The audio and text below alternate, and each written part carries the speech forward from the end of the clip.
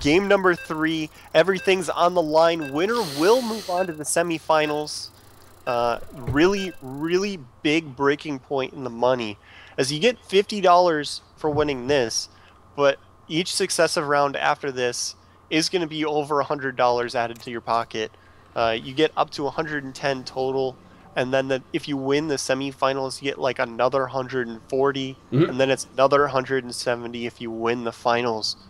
So we're finally breaking the $100 mark for players who win this round, and then it just keeps growing and growing from there.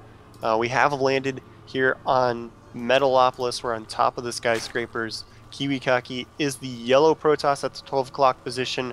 His opponent, Zelniq, is the teal Zerg in the 6 o'clock position. KiWiKaKi is not going to get away with another proxy pylon in this game. I'm going to go ahead and say it. He's not going to be able to get one into Zelniq's base and get away with it. I am that bold, but that's actually an extremely easy prediction. So we're going to have to see something different from Kiwi. I'm still liking this +1 Zealot opening, just looking to see how he's going to transition out of it this time, because Zelniq has shown us the same opening both games in a row on 2 very different maps. So when you're in KiWiKaKi's position, that means you're pretty certain what's coming. Yeah, Zelniq's got to fight his way out of this a little bit more. So this is the ace match. So him getting the first match off of KiWiKaKi is a great way to breathe. It's very good positioning for the Zerg, of course, letting them free expand down the bottom of the map. You're not going to face too much harassment. In case you're wondering, KiWiKaKi will have to be a little more cutesy with it. He is going to block the hatchery right now. It looks like Zelniq is going to pool first anyway. So getting the pool on 15, pretty basic for him. Kiwi's going to open gas, so pretty standard. I don't know, I favor Zelniq here with that Roach Hydra push in the first game that we saw. The distances are about the same here on as in Xel'Naga Caverns. You cross the middle, you'll hit the watchtowers along the way. If he can put something like that again together, you saw how off tilt it got Kiwi. Kiwi over-investing in the Phoenix there. And I don't know. I have to step out there. I'm going to say it. Going to take a risk. I'm going to say Phoenix. He's not going to go for the heavy Phoenix play. No. Because, I mean, he's seen the same opening here from Zelniq 2 games in a row on 2 extremely different maps. Xel'Naga Caverns and Shakuris. I mean, sometimes you don't hatch first on Xel'Naga, but you almost always do it on Shakuris. He's seen this almost stubborn refusal of Zelniq to go hatch first. He's seen the same opening both times. He's got to know it's leading into a +2 Roach Hydra timing attack. Yep. So he's going to have whatever options he wants to sort of sit back and counter that. He can open up with the same really nice opening. It's not too... As long as he doesn't invest too much into it, gets that forge out, gets the +1, it's a really strong opener. He transitions out of it nicely, and seeing as he pretty much knows what's coming, I assume he will, but actually he's mixing out completely 2 assimilators this game, getting a sentry. This is actually a completely different opening here by KiWiKaKi, and we see the same things so far from Zelniq. So, like I was just saying, KiWiKaKi is figuring out what's going on. So Zelniq isn't actually messing with his head, and if he goes for the same strategy, this could be really troublesome for him. Yeah, that's my point actually exactly. Is the thing about this is Kiwi can't, with the Roach Hydra, the eluding push, if that's what Zelniq does pull out, Kiwi can't be as cute. That's the one thing that I think he might not like as much, but he has to play a more straight up game, denying the drone scout there with the probe. No, you don't. And just kills that drone, but he can't be as cute. He can't go into double starport. He can't start Dark Templar with, you know, when he sees layer tech. He can't do a lot of the cute things that he likes to do to harass people. He has to play more straight up. And that's not a bad thing for Kiwi by any means, of course. It's just it does limit his options. He likes to play that weird Phoenix, 8 Phoenix in your base game. You're just going to leave because you're so frustrated kind of game. So that is one thing I think Zelniq's doing well by actually just going into a more standard play, getting Roach Hydra. Obviously, KiWiKaKi has the correct response. He just needs to be a little more standard with it. So standard, as cats would say. But I would argue that's good for Kiwi, because it seems like Kiwi really likes to use those Phoenixes just sort of as a delay tactic, a way to leverage himself into the later game. And with Zelniq already going for a late game strategy, Kiwi doesn't need to do cute things in order to get the strategy that he wants. He can sit back. He can go for a pretty standard expansion. Normally in this situation, you see KiWiKaKi almost always 3-gate, then expand. The 1-gate expand doesn't come out very often from Kiwi, and that really says a lot about how comfortable he's feeling in the fact that he thinks he knows exactly what Zelniq is doing. Right. And Zelniq still hasn't shown us anything quite different yet, except he's just being a little bit more greedy with his drone work, because he did get a good amount of scouting in. So we saw, nice adjustment from Zelniq in this, got more drones, but pretty much the same sort of an opener. And KiWiKaKi's in way better position here for a mid-game than he was on Xel'Naga Caverns. A lot of sentries here means that Zelniq can't pressure him at all. He can put down whatever tech he wants at the moment. He's extremely safe. And yeah, Zelniq, I think, really needs to step out of this comfort zone and put some pressure into Kiwi. But it's really tough against this many sentries. But Kiwi is actually going to take the fight to him. Burrow and some roaches on the way. Let's see if he gets that tunneling clause first again. But, still the same opening elements from Zelniq. Yeah, Kiwi's going to push across the map here, force Zelniq to produce some units.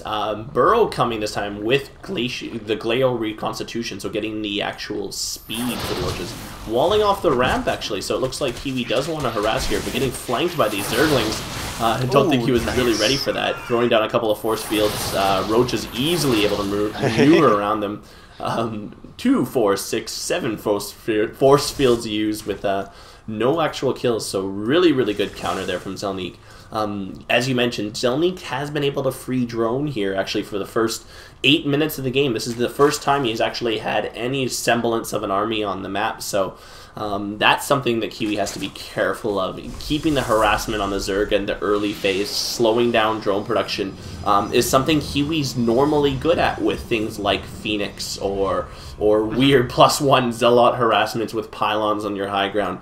He hasn't been able to do that, and if you let Zelniq get into a macro game, into a late game, even though Kiwi is prepared, I think the Zerg is just so much stronger in the macro game, especially in the hands of somebody like Zelniq. Yeah, and this is the point where it's actually getting dangerous for KiWiKaKi, because normally up to this point I'm saying, oh, he's good, he looks really comfortable, he's doing really well.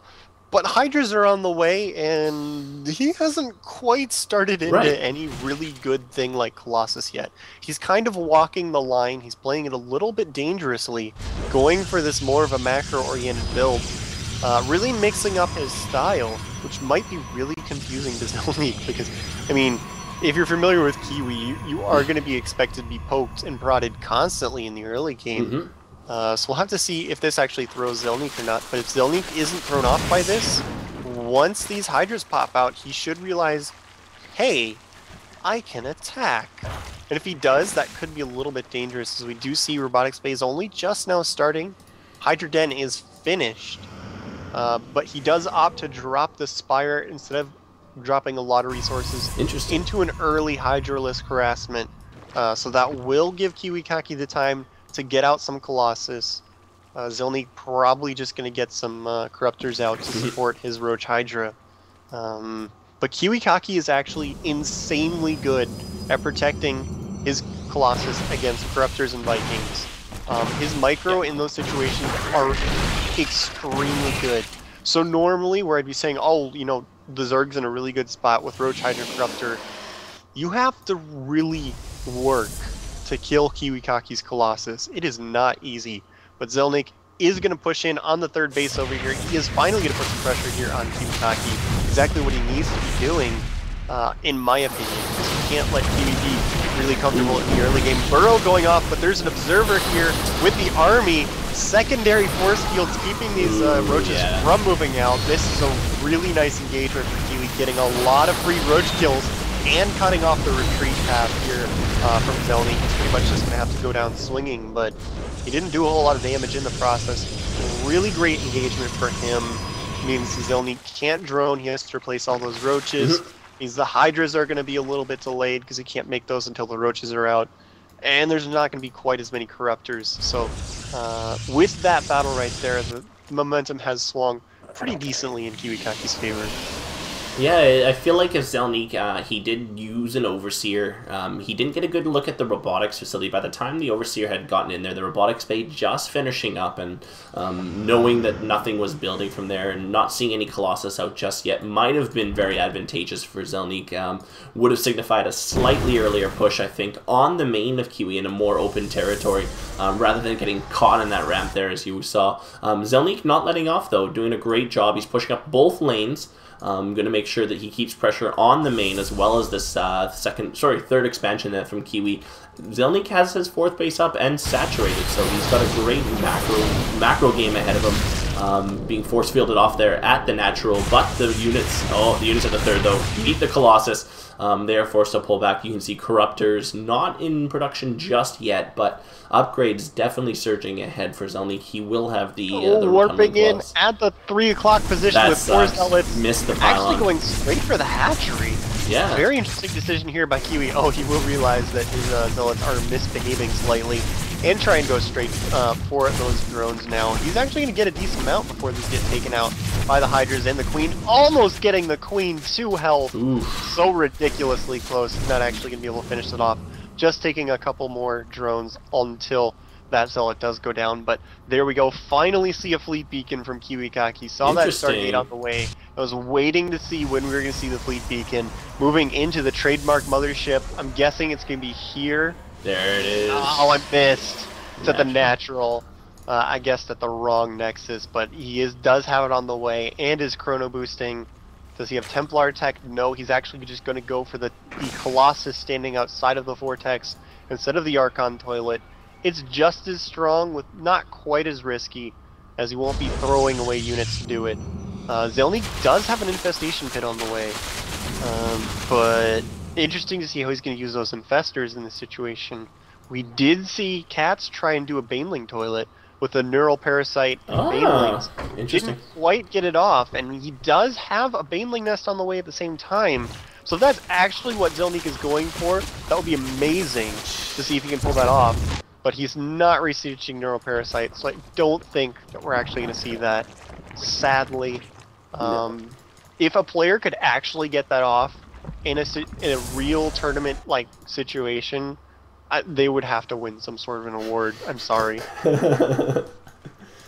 Yeah, that would be a pretty neat award, actually. Zelniq looking at the upgrades, actually, as well now. A little bit ahead of Kiwi. Actually, kind of neck and neck. He does have his 2-1 coming down, 2-0 coming down for Kiwi. So, or 2-1, sorry, he actually has his armor. So, pretty neck and neck. Zelniq has the Corruptor damage out. Corruptors are very effective against the Mothership. It is considered a massive unit, obviously. So, he will be able to get it down pretty quickly. So, we'll see if it's going to come down to positioning for Kiwi here in this engagement. KiWiKaKi has 5 Colossus, so that is the critical mass for Colossus.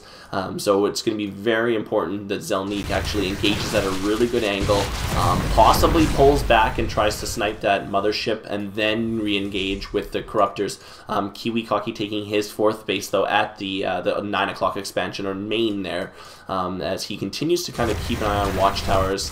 Zelniq, Rolf really approaching supply. This is the critical moment. Mothership's out. Zelniq is teching to Broodlords. Ooh, so that's right. he's actually really vulnerable at the moment, putting a lot of resources into this tech. His army isn't going to be quite as strong for the next several minutes. He's just about to hit 100 energy on this Mothership. Like you said, he has the critical mass of Colossus, which works really well with that Vortex. Archons. Does he have Archons? 4 Archons coming in the Dark Templars right now. are merging into the Archons. So we are going to see an Archon toilet. Probably one of my favorite strategies in StarCraft 2. It's so amazing. And it's fun to say. Archon toilet, Archon toilet. And he is moving forward. Going to go for this attack. Like I said, while these Broodlords are incoming, Zelniq is the most vulnerable he's going to be for quite some time here. So this is Kiwi's window. What can he do with it? He is charging across the map. Four Archons right below the Mothership. He's just clearing creep tubers as he moves. Zelniq seems to have an idea of what's coming as he just completely refuses to engage. Backing up, he is researching Neural Parasite. Oh my god, if he can buy enough time for Neural Parasite and take over that Mothership, that would be amazing. but I don't think he's going to be able to buy a full 2 minutes here. He will have to engage. Vortex There's the toilet. Down on the entire army of Zelniq. Archons go in. Amazing Vortex. All the Archons walk straight in. That army is dead. That is pretty much GG. I mean, that's hard to recover. Force fields keeping the units from retreating. Oh my god, Kiwi. Completely ridiculous play here. Wiping out the entire forces. Everything taking out the Corruptors immediately afterwards. Zelniq, where did your army go? We have some stage magic going the toilet. here by KiWiKaKi. And he's desperately trying to re-macro. He doesn't have any Brood Lords on the field. He's just trying to remake Corruptor, Hydra, and Roaches, but he's losing bases. KiWiKaKi just completely doing as much damage as he can. I'm not sure if he's going to be able to recover. There are Brood Lords on the way, so Zelniq really needs to take out these forces. He's making a push, but there's not many Corruptors, so with some nice micro here by KiWiKaKi, he's rolling over all the units of Zelniq. He's not quite able to focus these Colossus. I think KiWiKaKi is going to pull out the win here in game number 3. That was really close. If Kiwi had waited just a little bit longer, it might have been different. But he did enough damage there and was able to take out this base here at 3 o'clock with a couple spare forces as well, that I'm pretty much certain that Zelniq's out of this, as pretty much isn't mining anymore. So really amazing play here from Kiwi. He will have to withdraw for a short while to re-macro, but like I said, Zelniq is down to his last couple of mineral patches, and once those run out, he's not going to be able to make too many more forces. Another mothership on the way. Where is it? Here it is. Yeah, Zelniq floating actually 4,000 minerals, or was, until he rebuilt all those hatcheries, so he did have quite a few minerals in bank. He was able to reinforce the army. He does actually have quite a few roaches back out, but definitely going to be, I don't think he's going to be able to deal with, obviously, another Archon toilet like this. 4 more Archons coming out, KiWiKaKi producing that other mothership, so it's going to be a very, very tough position. I don't know what the counter is to that. You got to split up your armies.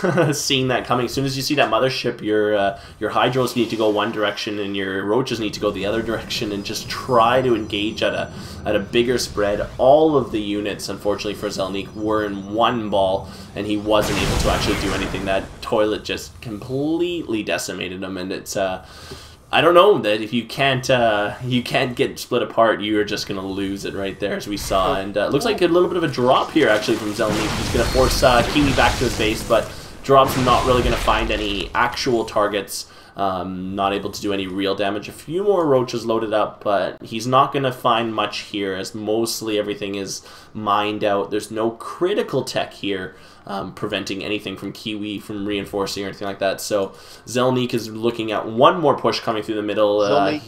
He's got to do it. Zelniq actually has a very narrow window. He did actually get Neural Parasite done. He has 2 Infestors. They're both at around 95 energy. He has a lot of resources, but not much gas. If he can somehow get off that miracle Neural Parasite and Vortex Kiwi, he might have a chance. It would be an amazing comeback. It would be very difficult. He is actually taking all those Roaches that were in the Overlords, dropping them here in the natural, but Dark Templars are cutting them down pretty quickly. So the 2 forces are sort of positioning around. Zelniq is refusing to engage him head-on. He's trading hatcheries for the economy of KiWiKaKi, but like I was saying, his gas count is very low in comparison to everything else. So even though it looks like he has a huge stockpile, he's not going to be able to remake too much, and this Death Ball of Kiwi is extremely efficient. Dark Templars still killing everything here in the natural, almost all the Roaches down. Check the 9 o'clock? That's a lot of DCs. But, you know, Kiwi is losing this Nexus at 9 o'clock, warping in just a stupid number of Dark Templars. Oh my god. Kiwi, if he can just delay here, he will be in the better position, because he is taking out all of Zelniq's tech. There's the